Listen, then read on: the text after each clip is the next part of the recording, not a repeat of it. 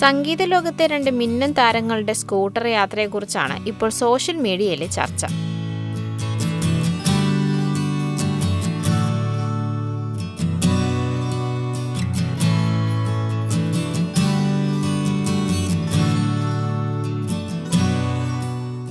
ബംഗാളിലെ ജിയാഗഞ്ചിലൂടെ സുരക്ഷാ ഉദ്യോഗസ്ഥരുടെ അകമ്പടിയില്ലാതെ ഗായകൻ അർജിത് സിംഗും എഡ് ഷീരനുമാണ് സ്കൂട്ടറിൽ യാത്ര ചെയ്തത്.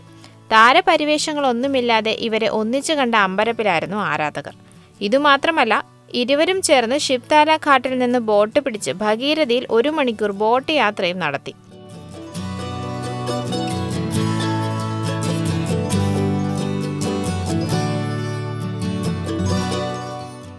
മാത്തമാറ്റിക്സ് ടൂറിന്റെ ഭാഗമായാണ് എഡ് ഷീരൻ ഇന്ത്യയിലെത്തിയത്. ഇതിന്റെ ഇടവേളയിലാണ് ഷീരൻ സുഹൃത്തായ അരിജിത്തിന്റെ നാടായ ബംഗാളിലെ മുർഷിദാബാദിലെത്തിയത്. രണ്ട് ലെജൻഡുകളെ ഒന്നിച്ച് കണ്ടതിന്റെ ആവേശത്തിലാണ് ഇപ്പോൾ ആരാധകർ.